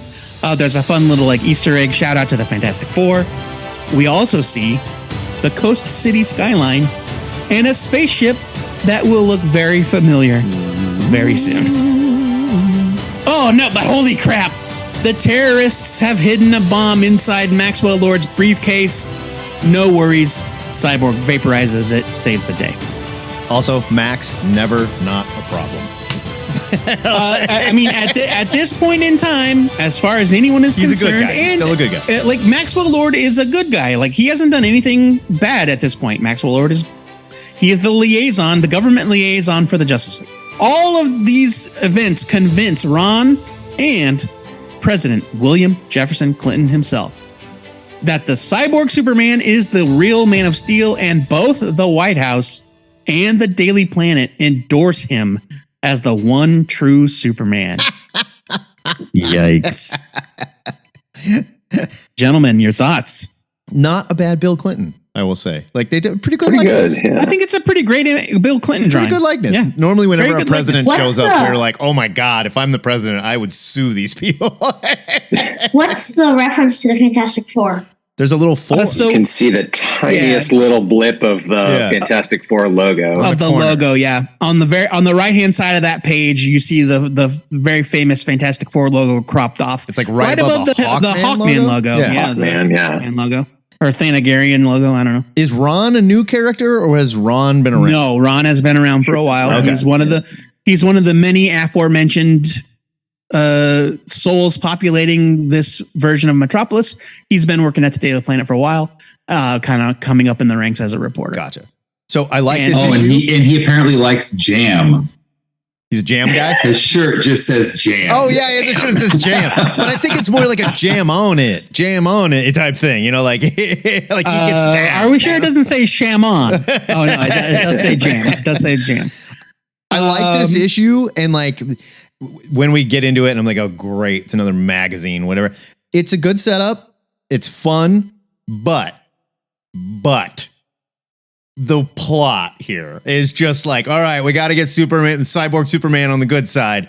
How about we just blindly turn over all the United States secrets to him and like that's the one thing that that's the one. Well, okay, so here's my thought process there. At that point, the computer has already scanned his DNA and confirmed that it's Superman. I know, but like, who are you going to trust? Like, if Superman shows up and says, "I need to access the computers," you're going to let him. And he had his arm had just turned into a bazooka and obliterated some Iraqi terrorists. You know, Superman does. I like to think that guy did not die, but it sure looks like he murdered those guys. Come on. And not to get too on the DNA thing, not to get too cynical here, but this does really hurt how can people not tell that it's Clark Kent when they're like, this is a DNA match of the exact person that we know Superman to be. The computer cannot be fooled. This is Superman. We're like, God, but when he puts glasses on, we're just not sure. Like he just disappears. Like it's just his DNA is different with the glasses. Yeah. Well, it hurts when they get to this level with Superman. I don't like it because then you kind of start to make it harder and harder. Yeah, right. Yeah. They should have avoided this. There's an easy way not to write yourself into that corner. You know, I understand. Like logically, it's really just a way for them to like try to trick people into thinking that it's like. Yeah, it's Superman. Look, the computer says so. Sure. Right? Sure. Yeah. And it's just like, coincidentally, Clark Kent has never had to have his DNA scanned for any reason whatsoever. Which, I mean, I guess that's true. I've never had my DNA scanned. Yeah, that's true. That's true. I also feel like I'm usually a fan of like divergent issues where like the format goes off, but I did not like this issue, to be honest with you, because of the format. And it felt like a total holdover from Funeral for a Friend. The way it was like, it was so macabre in the beginning, and there was like malaise to everybody just shuffling Clark's stuff around. I was like, it felt like we were back in the sadness. And this is Cyborg Superman. I want a more like, fire the gun out of the bullet out of the gun and just go. Like this was too slow and contained. It felt like filler. It felt like filler because they were like, okay, it felt like filler. We had a story where everyone needs to believe that Cyborg Superman is the real Superman. How do we do it? I don't know. I mean, how about we do a thing where it's like a magazine article and he saves the White House? I'm like, okay, great. Well, I mean, and also consider like this is issue 79, and in issue number 80, we find out that it's all bullshit. Right. So it's like, why didn't you do all this Superman is the real deal stuff in the very first chapter? Yeah, like why didn't he appear this way? Mm-hmm. Like he shows up and they're like, oh, it's a bad guy. Like, nope, it's me. I'm Superman. Like, well, I mean, he saved the White House. We got it from Professor Hamilton, right? Professor Hamilton did it, but like we should have had this kind of like Superman has proven himself to the president. The president gives him the thumbs up. Ron Troop gives him the thumbs up. Like that should have been right from the jump. So that we had a couple issues where he's a good guy. Oh, no, he's not. Right. Instead, he's Superman, the end. And then literally the next issue of this comic, he kills 6 million people. So, and at that point, you know what? Like, now I'm even more mad because you're right. You have to impeach the president after that, right? No question. Like, okay, you're obviously an idiot who cannot be in charge of this country. Now he's going to look bad for his re-election bid. Sorry about that whole Cyborg Superman thing, but I mean, like, we all loved him at first. Am I right? You can't blame a guy, right? Yeah. As you laid that out, Joe, I think now I'm even more pissed off because you're right. Like it was like they had to very quickly. I'm pissed off with the format. They had to quickly say, no, everybody's so bought in that he has all this information out. What's the fastest way we can do it? Or the most like contained way, because it has to be in one issue. Let's do it in this magazine format where you have some distance so you don't have to explain too much because it's a voyeuristic sort of interpretation. Mm-hmm. Yeah, I hate this issue actually. Yeah, now we just need plot to go from A to B. Literally. That's it. And I give it a little bit of slack when I remember that it will be another month, of storytelling before that heel turn, right? Sure. And so it's not as instantaneous. It wasn't as instantaneous at the time, but if you're reading it in one shot in trades, then it's like this is wrestling level heel turn though, where it's like like totally like, oh, we just won, we're best friends, like we're holding hands, everybody's cheering, and then one dude puts an elbow in his friend's mouth and stands over, like, why? Like, what happened? He's like, oh, they're not friends anymore. Okay. If you're following along in the trade, there is another interminably long Bloodlines and God with the worst art. I don't want to talk about this issue. It's terrible. Can we move on? Please. Let's get to 502. There's one where Cyborg Superman has a bunch of goo on his finger, and the cop says, "What are you doing?" And he goes, "Analyzing these bodily fluids." Fluids. It's so gross. Yeah. Gross. It's not fluid. One last thing to note about Superman 79. The cyborg Superman gives Bill Clinton a metal potato that Bill Clinton can use to call him whenever he has. That'll come up in the next issue. All right. It all comes down to this, at least as far as this episode is concerned. Adventures of Superman 502. Supergirl introduces herself to Superboy and invites him to have dinner with her and Lex. Superboy continues to be gross. A sleazy promoter named Rex Leach hires the mercenary known as Stinger to confront Superboy at the request of a mysterious third party. It's not that mysterious. We're going to find out in a number of pages who it is. You may remember Rex as the guy that tried to get Jimmy to sell out during Superman's funeral, leading to a small riot. Lex wants to be in the Superboy business and lays it on real thick, even parading an overly flirty Supergirl around in a slinky dress. Good God. Superboy, who has no idea how legally binding agreements work, obviously agrees. In a hormone-induced haze, Superboy signs a contract with Rex. Foreshadowing. Surprise, surprise, Rex hired Stinger to attack Superboy on Morgan Edge's orders, all in an attempt to jack up the ratings. Tana is onto them, but Edge threatens her career, and so she rolls over. Later, Superboy is transporting an historic train engine to the Metropolis Museum of Science when Stinger attacks. Supergirl shows up to help, but the fight doesn't go their way. To cover up his escape, Stinger destroys the Hobbs Bay Bridge. Meanwhile, we meet the post-crisis Crypto. And that scary-looking spaceship that we mentioned during the last chapter enters the solar system with its weapons primed for war. To be continued! Gentlemen. Stinger is the worst thing I've ever seen. You know what? At the time, I thought Stinger was rad. Stinger, he looks cool. You can't send a guy with a lasso and a gun to kill a super person. And yet he like ate a dollar store Superboy's dead lunch. shot. Yeah, it's dollar store Deadshot meets like Spawn or something. Spider-Man. Or Spider-Man, Because he basically like thwips out of Rex's window. Yeah. He literally thwips. Yeah. Yeah, it says that. he schwit.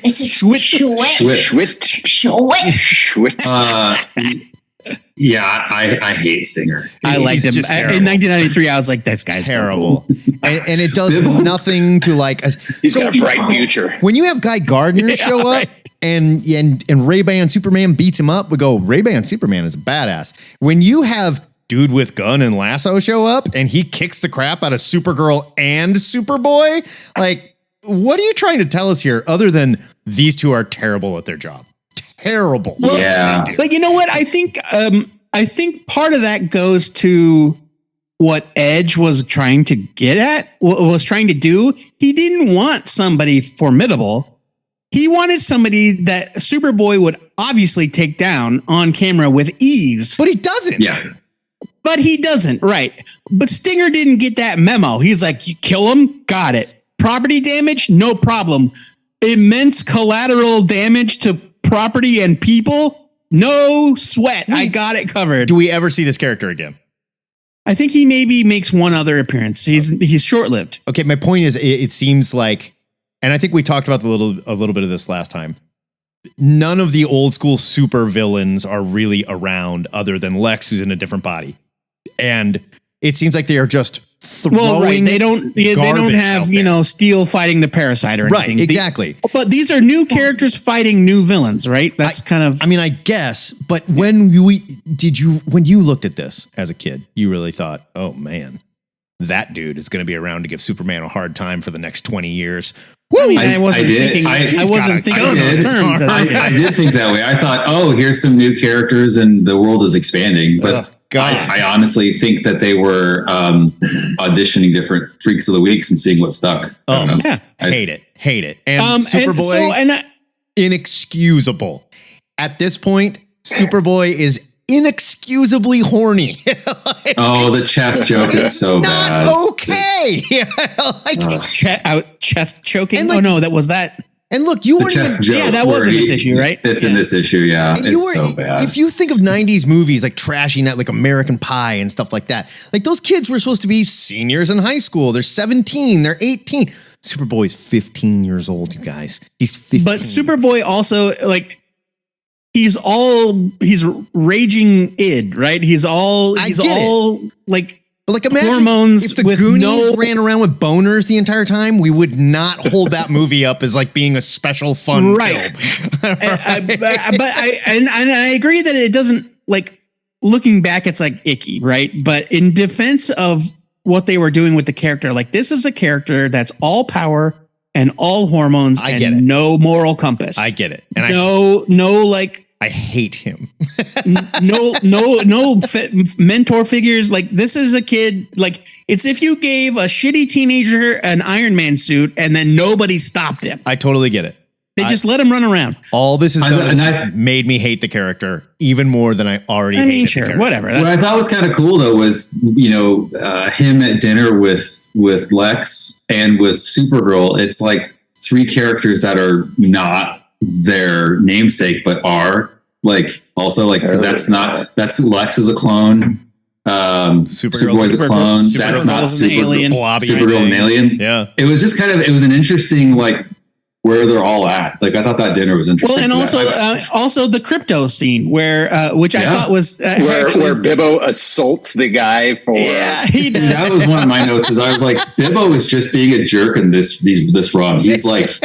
He's awful. Bibbo's an irresponsible moron, is what he is. But he's not smart, you know. He's pretty smart. He went from being dumb to being dumb and mean, which is right. But he's like Bluto from Popeye all of a sudden. I did think it was clever. Like, he wanted to name the dog Krypton. And he's like, his name is Krypton. And the guy that made the dog tag is like 6 letters maximum, idiot. And so it came out as Crypto, which is how they kind of give us that wink to the Silver Age Crypto. Great. And then Bibbo says, awesome. I can't read, and punches the guy. and then he knocks the guy out. But Crypto, this puppy Crypto, like, Superboy ends up owning him. And so it's Superboy and Crypto for a while. Even though Crypto's just a dog. I was going to say, nothing super powers? Happens with him. No.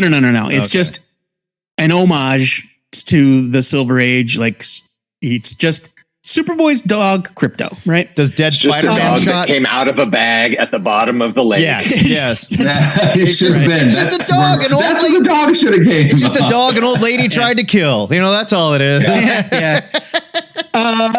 So I loved though, as much as I hate Stinger, I love when he says, I got to find the line exactly. He says, God, what is it? Joe, to your credit, I kept referring to him as Dead Spider Shot. Dead Spider Shot. Yeah, he says, yo, sure shot. Maybe you didn't notice, but you missed us. And he says, I wasn't aiming at you, you moron. Which was just like, he just called Superboy a moron. I'm like, Superboy is a moron. At that point, I was like, yep. And good job, Stinger. Again, like, I understand that Matt hates Superboy, and I get it, right? He's a shithead, but that's also the point. I'm a shithead, or Superboy's a shithead.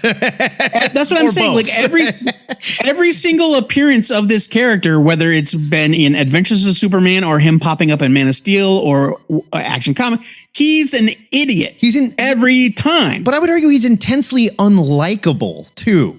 But he grows as a character. Like, right now he's this, but he's not always going to be this. No, I get it. Yeah, I don't find him unlikable. I'm with Joe. Guy Gardner is also an idiot. Guy Gardner is also like, comes off as unlikable, but when you read Guy Gardner, you're like, okay, I want more of that. Guy Gardner is a character that you love to hate. It's a different kind of thing, right? And Superboy is just a character that I hate to hate. I don't hate Superboy. Like, I understand that he's ineffective as a hero, He's got practically no morals. Right. He's and he's way too dangerous. He's way too irresponsible to have that much power. Oh yeah. And people have gotten hurt as a result. Like, he needs to be stopped. Definitely. A pilot has died, and now a bridge has been destroyed. Several butts have been touched. Presumably, many hundreds of people are going to die in this bridge explosion. Yeah. And so this is these are the moments that are like, Superboy, grow up. Okay, right? These are those moments. Before we end altogether, the pregnant spaceship. Am I supposed to know what this is? Because that spaceship looks like it either has cancer or it's pregnant. One of the two. Shut up. It's so bloated.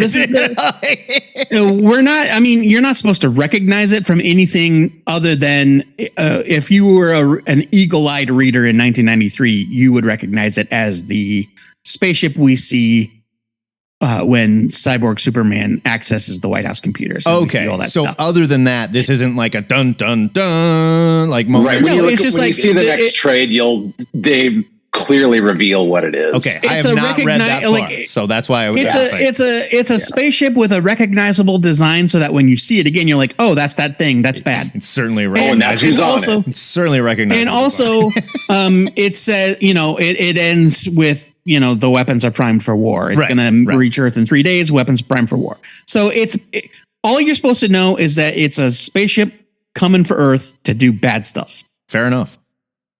So that is the reign of the Supermen. The next kind of chapter of this saga has been relabeled by DC as the Return of Superman, which makes perfect sense when you read the first chapter. At the time, all of the issues up to the actual Return of Superman with the mullet and the cape and the costume. Yeah. They were all labeled Reign of the Supermen. But now it's Rise or Return. Now it's Return. Now they've labeled it Return, and I mean, I don't know if this is a spoiler, Matt. You can edit this out if you think, but there's a very obvious kind of turning point in the story in the next chapter. Okay, which don't is say this then. Don't say this because I don't want to. I'm just saying. I won't reveal anything. Yeah, but I just don't want to spoil it for me. I have not read it. I don't know. The next trade, the Return of Superman trade opens with a very strong turning point in the story. Okay, and so it's very obvious why DC has now split these into two. Retroactively said this makes sense for a break here.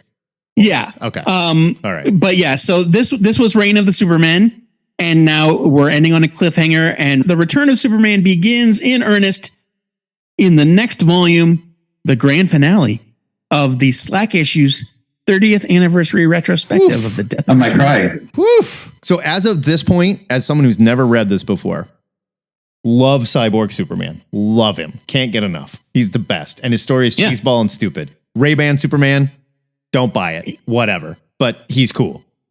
Steel, he's 90s cool. I feel nothing for Steel, and I feel like they really gave him short shrift with his street level story, which is just stupid and silly. And the White Rabbit is awful. Superboy is the worst. Just the worst. I hate him. Couldn't hate him more.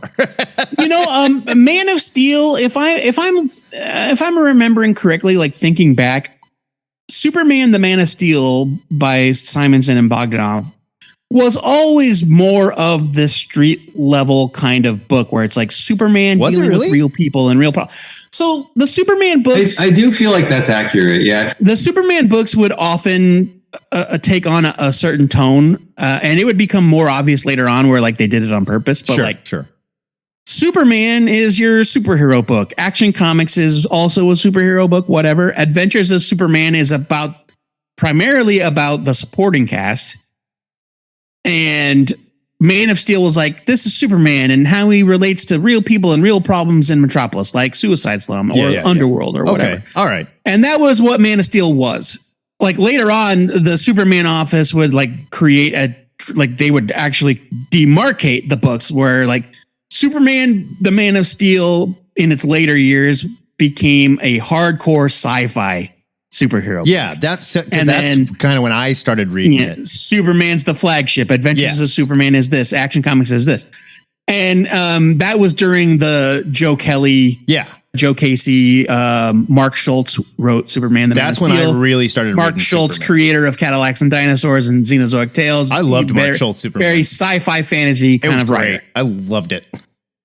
And so, yeah, that's kind of what's going on here as well. Like Superman, the Man of Steel was the street level. Okay. Kind of, you know, but yeah, could have been executed. You guys have any other thoughts about what we read this time around? Buy it, skim it, leave it. This is a hardcore buy it for me. I love Reign of the Supermen. I'm giving Superboy a leave it. I'll give No. Overall, no. I'm saying the book that he's in. The book that he's in, I would give a leave it because he was a slog to get through. I did not like the character. The book that Cyborg Superman is great. The book that Ray-Ban Superman is good.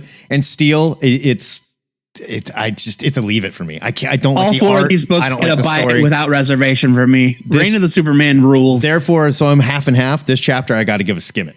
That's where I'm at. Worst buy it possible. It's a skim it. I like where Hugo's head is at. I like where Hugo's head is the worst buy it possible. So you're giving it a so buy it's it. almost a skim it. Highest skim it, lowest buy it. It's like gotcha. right in here. It's a B plus A minus. I feel like Hugo and I agree every time. This is great. I love it. I think he's just trying to get in your good graces. I'm gonna go with a buy it. I love it. It's great. Fair. Yeah, and Joe, buy it for sure. It's buy a romp. It's certainly a romp. Yeah, and you know it's fun to amazing. Look. Yes, I think the art is amazing as well, Hugo. Most of it. I don't want to. I'm not gonna spoil anything for Matt or Hugo or anybody who might not know, but it's really fun to look back at this with the knowledge I have now and see where these characters have gone and how they've evolved, especially Steel and Superboy. Say what you will about where they're at here in this and the stories that you read, you liked them or not. I think that they were absolutely brilliant characters. Like, well done, DC, for coming up with these two guys. Fair. I think my love of the Cyborg Superman comes from what Jeff Johns did with him later. Well, and Cyborg Superman is a great villain. That character was so scary. Superman Doomsday Hunter Prey, it rocks. It's so fun. Oh yeah, I need to get on that one. I don't have that. Oh, it's so good. I would. It's also that's the series that gives us the origin of Doomsday. Like, where did Doomsday come from? They have these covers where it looks like they're coming out of fire. There's beautiful covers. Like it's just what I love about this book though is and I feel like we talked about this earlier, is the epicness of the cast, because in a vacuum, Superman is not an interesting character because he's most interesting when he's in a very complex tapestry of other characters trying to figure out how to be a human and how to work with them. So the more you build Metropolis up to be like a very complex system of corruption and politics and this and that and science and labs, like that makes him even more interesting. So this to me is like my favorite era of Superman. That's fair. Totally. I think it's the current question of the week from Brian Domingos on our Discord, the two-headed Discord. Yeah, that's a good one. Well, like, what's your favorite version of a fictional place? And the more I think about it, the more I think that the post-crisis Metropolis, like all the way up to, I don't even know when it ends. New 52, like all the way up to 2011. Yeah. So from 1987 to 2011, that Metropolis, it feels like a real lived-in place. Yeah. Mm-hmm. And I love it. It's my favorite version of Metropolis. No, this Metropolis kicks ass. Yeah. No question. It's my favorite part of this is everything they've done in Metropolis. I mean, it's a cliche, but it's a character. Like Metropolis is a character.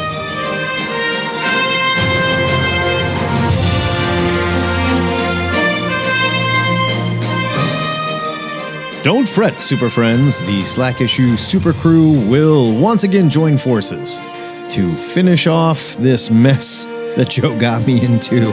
We'll be doing the return of Superman. He's got long hair. He's wearing all black. I'm told it's a whole thing. So I'm going to get myself ready for that. I'm guessing my therapist won't let me do it until at least Thanksgiving.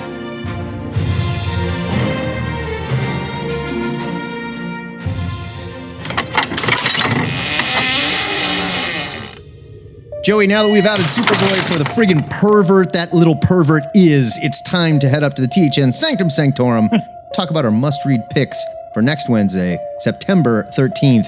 It's a very wholesome place. We don't put up with garbage like that, okay? Yeah, I'm sure we've never made jokes about like orgies or ritual sacrifice. Not on this show. Drug use. Tasteful. Yeah. That's what we are. For the kids. Right. Mm-hmm. My pick for next week is Avengers Inc. #1, Avengers Incorporated, if you want to get technical about it. It's from Marvel Comics. It's written by Al Ewing with art by Leonard Kirk. 2 of my favorites. It's 40 pages for $4.99. Here's your solicit. Action, mystery, adventure. Her name is Janet Van Dyne. She's a hero. She's a celebrity. She's hunting a killer.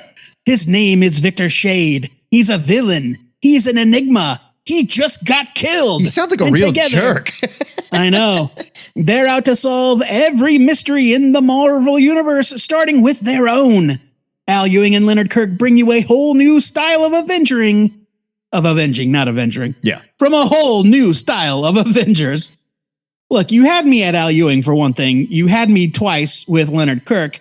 And then you give me this like pseudo noir murder mystery detective angle. I'm like, yeah, this checks off all my boxes. I'm in big time for this. I can't wait to read it. Did we know this was a thing that was coming? I feel like this just snuck up out of nowhere. We did. Okay. And I'm sure we even talked about it. I don't think we did, because I was like, what is this book? I knew nothing about it. I'm excited. I like Al Ewing, and I love when he writes The Wasp. His Wasp miniseries was great. If you didn't read it, go pick that up. It was a good time. I just didn't know this was a thing that was happening. We knew it was a thing because I talked about who Victor Shade is. Victor Shade is an alias that was once used by the Vision when he was pretending to be a dude. And so it's this now, like, who is this guy running around using the Vision's old name? If you look at the cover, the guy looks like the Vision. So yes, we talked about this on the show. Maybe we talked about it on the Gang Hang one week when you weren't there. Maybe that was it. I don't know. But yes, we did know this was coming. Covers by Daniel Acuna as well. Like, come on. My pick for next week is Batman, Gargoyle of Gotham, #1. This is just in time for Batman Day, next Saturday, the 16th. So bust out your cape and cowl. It's Batman Day. You want to be there for the parade at least 2 hours early. You're not going to get in. Okay. This one is. I mean, there's at least one new Batman ongoing series being launched, probably multiple Batman. Oh, there's like 7 Batman books coming out next week. Yeah. It's from DC. It's 48 pages for $6.99. This is written and drawn by Raphael Grandpa. Here is your solicit. Eisner Award-winning storyteller Raphael Grandpa's twisted vision of the Dark Knight. When you chase your own shadow, it leads you into the abyss. In a Gotham City where every day feels darker and more irredeemable than the last, Batman makes a definitive choice to kill off the Bruce Wayne identity for good and embrace the cowl full time. But though he knows the streets of Gotham, Batman will soon come to find that he hardly knows himself. A serial killer is on the loose. And while the murder victims seem random at first, every clue draws Batman closer to the terrifying truth. They're all connected. Not just to each other, but to him. When an all-new rogues gallery of utterly depraved villains begins to emerge from the depths of the city, Batman will have to contend with the very nature of evil, including that which lurks inside the darkest corners of his own heart. To face what's coming for his city, Batman, Gargoyle of Gotham, brings Raphael Grandpa's twisted vision of both the Dark Knight and the city of Gotham to life in a DC writing debut that will reach its icy black tendrils into the deepest and darkest corners of human nature and leave you gasping for breath and for more. Batman, tendrils away from me, Batman. Batman, Gargoyle of Gotham will also be available at participating retailers, which tells me you had to order a certain amount to order these or something along those lines, in a noir version showcasing the complete first issue art and letters of the story in vivid black and white. I wonder what you had to do to get that noir version. I don't know. They just said participating retailers. So my guess is you had to order X amount and then you could order. Maybe it could be any number of reasons, who knows? Yeah. Now I'm not certain here. I don't know what's coming, but it sounds like it's not a feel-good Batman story to me. No. When have you ever read a feel-good Raphael Grandpa story? And I'm sorry, it should have been "Keep your tendrils away from me, Grandpa." Yeah. That's that's the sound quote. That's the clip right there. No, I'm picking this because Raphael Grandpa. That's yes. why. And I want to give a little bit of good-natured ribbing to our friend Tim Benson, who is a fan of who listens to the show. I think he listens to the show. He's definitely on the Discord. Tim put up a batch of stuff. He's like, these are some books coming out next week that I'm curious about, but I didn't order. And one of them was Batman Gargoyle of Gotham. And he said, I didn't order that Batman one because I'm mad at Batman. All right. Like he said some sort of Matt Bomb shit where it's like, Batman doesn't need my help. Why am I being drug into this? I picked it. Because you say that kind of thing all the time. It's like, I didn't pick this because it doesn't need my help. As my must-read pick. I know, but you know what I mean? But it's like, sir, you don't skip a Raphael Grandpa book because Batman doesn't need your help. You come for the grandpa, you stay for the Batman. Right. If this was Raphael Grandpa's ambush bug, then I'm picking it up. I mean, it could be Wonder Woman, the Gargoyle of Gateway City, or Green Arrow, the Gargoyle of Star City. It could be any character on any city. What's your gargoyle deal? I mean, it's insert stone edifice of your choice. I don't care. I don't know if it's an edifice. I don't know what you call those things. You're lost in your metaphors. Get out of here. Quite a sculpture. It's not a statue. It's a definitely a statue. The point being, Raphael Grandpa is an incredible artist. Is he a good writer? I don't know when it comes to Batman. I've read other stuff he's written that has been excellent. And sometimes when we get into this, writer that's really good in their own sandbox decides they want to take on something like Batman or Spider-Man. It can go to a place that makes a lot of fans go, ew. I don't know for certain. We're going to find out. I know the guy's amazing at what he does. I'm picking this up. To me, to me, that's like, it's almost irrelevant who the character is because it's Raphael Grandpa and I want to read anything that dude puts out. It's fun that it happens to be Batman. And I also know that it has no bearing on the main Batman book, which, by the way, if you read the most recent Batman, isn't doing too great. I don't know what Chip's doing with this Gotham War thing, but called my shot. I told you this is where we find out if Chip Zdarsky is in over his head on Batman. I don't know if in over his head is the way I would describe it. Been getting weird. That's a whole nother conversation. We can talk about it on the Discord because we're not going to be around to review it. Been getting weird. Regardless, we digress. Pick this up. Absolutely. Raphael Grandpa is a must buy for me. The THN must-read trade for next week is The Forged, Volume 1. It's a trade paperback from Image Comics. It's written by Greg Rucka and Eric Troutman with art by Mike Henderson. It's 152 pages for $19.99. Here's your solicit. Collecting the first arc of the comic that combines the pulp, sci-fi, over-the-top, frenzied mayhem, that's all one hyphenated word, of Operation Black Box with the spirit of heavy metal and any other comics you tried to hide from your parents. Meet the Forged. I love that. That's a great line. Yeah. Elite warriors in the service to the Eternal Empress. It's a routine recovery op on a distant world. What could possibly go wrong? Spoiler, just about everything. Now, we reviewed The Forged #1 on the show. We liked it quite a bit. We did.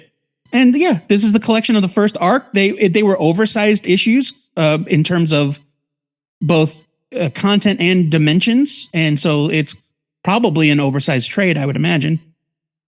And it's going to look great on a bookshelf. The art is outrageously good. Eric Troutman is a writer that we kind of haven't seen for a while, but he used to do great work with Rucka at DC and on his own at DC. And I'm glad to see those two buddies teaming up again to put out this book. Check out The Forged. Check out THN episode 698 if you want to hear a review of The Forged #1. There you go. If you want to let your grandpa down, be sure to pre-order these comics so you can read along with us and tune in next week to hear our reviews of these picks. We're going to talk about them. Raphael Grandpa is my actual grandpa. I don't think that's true. I don't think that's true. Seems like the age difference doesn't quite work. Prove it. No judgments. Excelsior! Oh. That is it for THN 715. Next time, we're back to the new comic show, and we're going to give you a taste of our Patreon Extra, where Joe is hosting the TLDR edition of the latest DC Night Terrors event that changed everything. Not really. To be fair, it did change some things. It changed some things. More than I was expecting. In the meantime, check out our Nerd News Update show. It hits your feed every other Monday, and join us for the THN Cover to Cover Gang Hang on Saturdays at 11 o'clock Central Time. Check out our Discord for more details on that. Joe, what else can these jerks do at our Discord? Maybe all you want to do is talk about Ahsoka morning, noon, and night every day of the week like I do. You can do that on our Discord. Keith Binder is there doing the work, putting in the service. Maybe, though, you just want to answer the question of the week. This week's question is courtesy of Mark Tarrington via the Discord. It also kind of has a Star Wars theme to it, kind of, sort of, but slant. Not really. But a Star Wars slant, I think. Slant. It starts with Star Wars. It ends, the possibilities are endless. Mark writes, quote, "My position on the Ewoks is well documented. I believe that they are terrifying predators with a taste for human meat. I started to suspect this from the very first time I saw Return of the Jedi as a child. I felt what the filmmakers wanted me to feel while I was watching it. The Ewoks seemed cute and funny, and the idea of them fighting stormtroopers was comedic and, when they got hurt, tragic. But I couldn't shake the scene where they're going to eat Luke and Han and are so set on doing so that they won't stop when C-3PO asks them to, even though they think he's a god." Yeah. So, my question is, what small detail of a story from comics, books, or films made you feel or think something that may not have been what the creators originally intended? There are already a couple of fun answers in the Discord about like the Star Trek transporters, sure. But like that little kid in St. Elsewhere and the final episode where he looks in the right snow globe. about how every show ever made since 1980 whatever exists in this NBC spinoffs anyway, but yeah. Right. Yeah, exactly. So unintended story consequences that you came to believe even if the creators didn't necessarily intend you to. Yeah, or maybe they totally missed it, and everyone else is like, "This is what you're telling us, bro." Well, sure, right, exactly. Maybe it's so obvious to everybody but the creators. Yeah. You can sign up for our Discord with the link at twoheadednerd.com/Discord, where we've got channels for all of our segments. Or you can send an MP3 to twoheadednerd@gmail.com, and we'll put you on the show. If you're new to the show and you'd rather try on dresses in front of Ewoks than listen to any more, I assure you, you should know they don't just crave human flesh, they're perverts too. And maybe you just haven't heard enough. The good news is you can hear the entire run of THN in our digital longbox archive at twoheadednerd.com. THN is a listener-supported podcast. It would not be possible without the generosity of donors like our new patron, Kyle Fox. If you like what you hear every week, it's easy to support the show like Kyle Fox does. He's even cool enough to not put an E at the end of his name like Steve Foxy, so we can't make fun of him. Good for you, Kyle. Doing it the right way. You can sign up to be a patron at patreon.com/twoheadednerd. I mean, one could argue that there's no reason for us to make fun of Steve Foxy's name either, but if you just spelled it correctly, we wouldn't have to. It's that simple. Before we go, our weekly shout-out goes to Tommy Trembath, one of our longtime listeners and host of the Comically Confused podcast. Tommy, who our Discord members may know as Tori, Tommy Trembath is her pen name, recently started a new podcast, Transcending Comics, one of the only podcasts, if not the only podcast, dedicated to comics that are either by or about trans people. The show is several episodes deep by now and has already featured a ton of great creator interviews speaking on transgender themes and characters in comics. Word to you, Tori. Keep up the great work. You guys can find Transcending Comics on Spotify or wherever you regularly find your podcasts. Until next time, true believers, remember to pre-order your comics or your small, cute, furry retailer might just devour you. This is the Two-Headed Nerd, signing off.